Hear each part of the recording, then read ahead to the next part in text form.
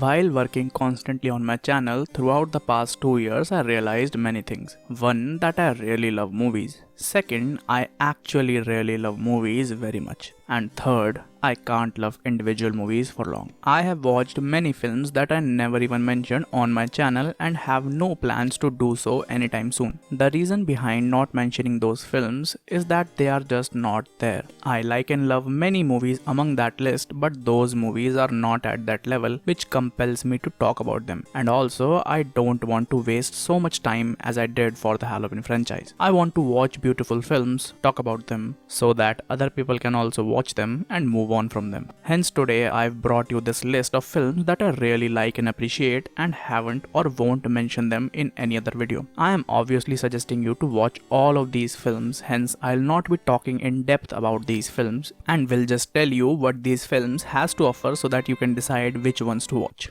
Terrifier. Terrifier is a 2016 indie slasher flick written and directed by makeup artist Damien Leone. Terrifier is a pure slasher flick with female protagonist, final girls, a lot of creative kills, and shitload of blood. The film's slasher killer is Art the Clown, who has gained a cult following since its release, and its fans keep him with the top horror legends. Terrifier is not for everybody. You will love it if you love kills and blood. If you hate kills and blood, you're gonna hate this movie too. And if you're looking for something very scary and doesn't care about blood, kills, and nudity, then give this one a try. Happy Death Day. Happy Death Day is what I call a fun horror film, and there is a possibility that you might not even call it a horror film. Happy Death Day very swiftly blends the characteristics of a sci-fi, comedy, and horror story. If you want to enjoy yourself with a meaningful story with a lot of good quality comedy, this is the film for you. Happy Death Day is filled by really good and likable characters and tells a fun and somewhat emotional story. And if you like Happy Death Day, that I know you will if you give it a chance, then for more fun, go check out its sequel, Happy Death Day to You, which is one of those really good sequels which captures the spirit of the first film while extending the story further.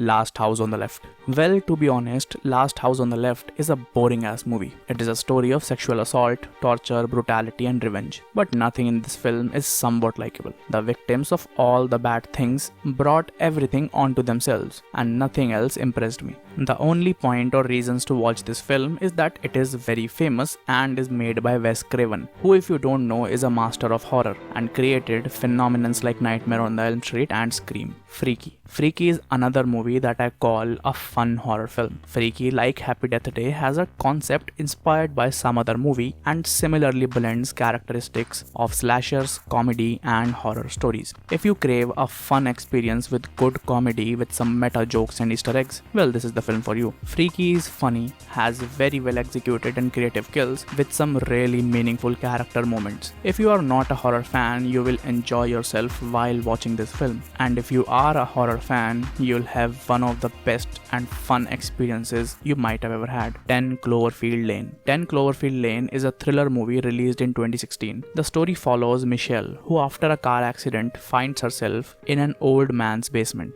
10 Cloverfield Lane mostly take place in a small confined setting, which makes it a well-written contained thriller. If you want to watch a thrilling contained thriller with good characters, then this is the film for you. The Lunchbox. The Lunchbox is Bollywood's one of the most unique films, that too for so many reasons. First of which is that it is not a typical Bollywood masala movie. It is a heartfelt story about two people, an old man and a younger woman. The Lunchbox is a beautiful story of understanding and love. The Lunchbox, despite being a serious drama film, did very well at the box office. It stars late Irfan Khan as the old man, which is a delight to watch. It features a unique but cute character played by Nawazuddin Siddiqui, and it has a married woman experiencing uncertainty and love played by Nirmat Kaur. The Lunchbox is currently available on Netflix to watch, and it is a beautiful film. If you want to experience a feel-good, beautiful romantic story, then this is the film for you. Nagar Kirtan. Nagar Kirtan is a Bengali drama film released in 2017. Some time ago, I came across an Instagram post which said that it has 5 best movies featuring LGBT stories made in India. I went through the post and got to know about this movie called Nagar Kirtan. I watched it and loved it. Nagar Kirtan tells a story of a woman born in a man's body, and their lover, a flute player. The movie highlights the struggle of not only transgender people in India and also highlights the struggles of people who are or want to be associated with them romantically. This movie is a good one. It shows us characters who are not only figuring the world around them out but are trying to figure themselves out. The film sheds light on how there is so much confusion and misinformation about transgender people and the brutality they face on an hourly basis. If you want to watch an emotional, beautiful, romantic story set around LGBT characters that highlights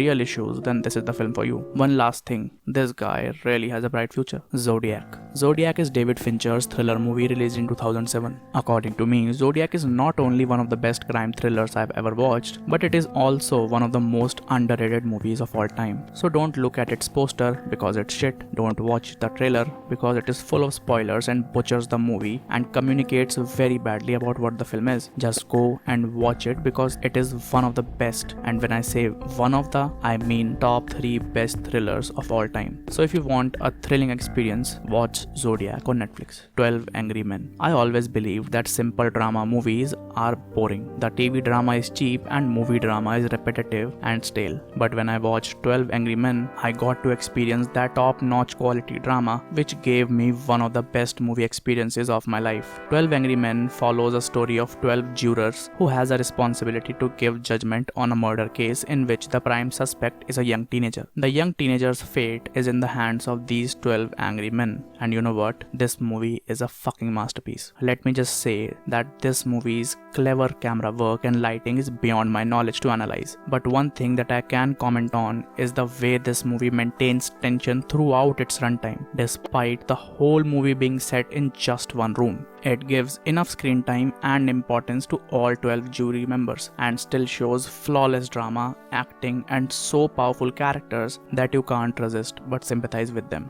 12 Angry Men not only changed my perspective on dramas but changed laws of a few countries. So I guess it is worth a watch.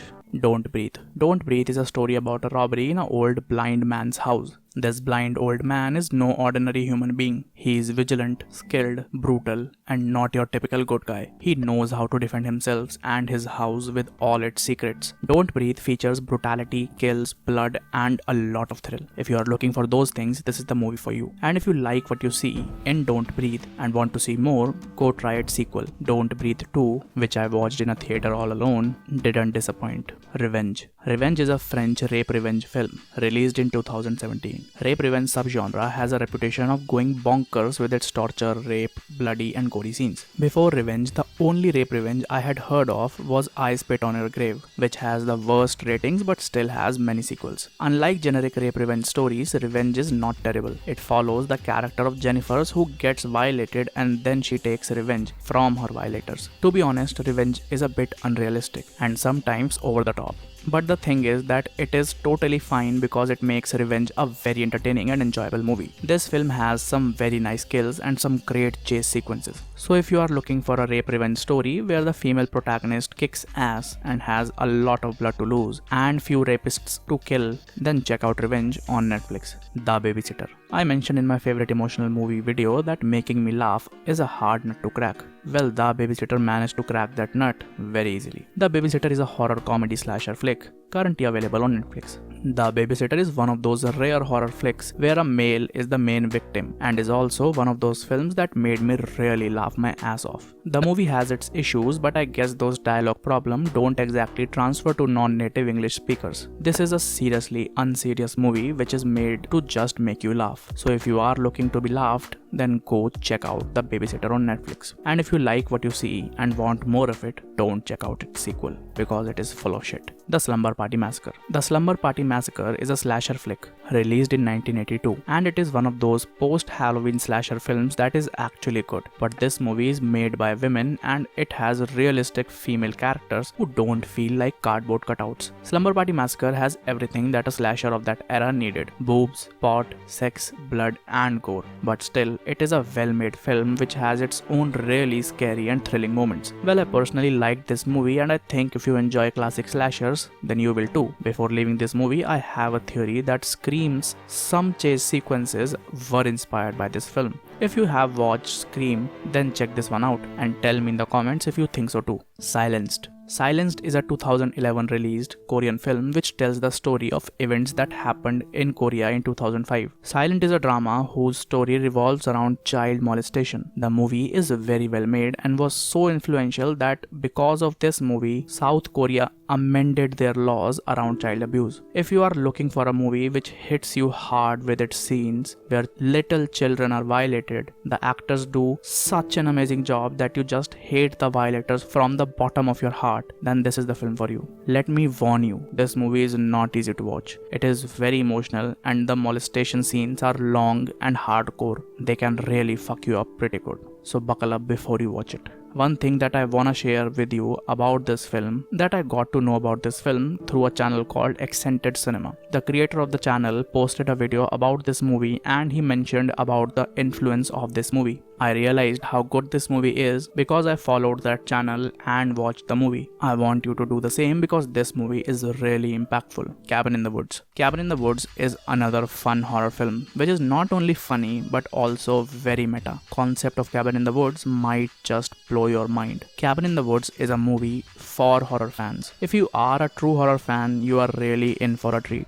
And if you are not a horror fan, then don't worry. It is still a very enjoyable, funny, bloody, gory and entertaining film. You can watch Cabin in the Woods on Netflix. And if you have watched the original Evil Dead, then definitely check this one out. You'll love it. So this was the video. Thank you for watching. Tell me in the comment section which of the movies you have watched or you are planning to watch. And after watching them, tell me, did you like them? Do you agree with my list? Or do you disagree? Let's talk in the comments.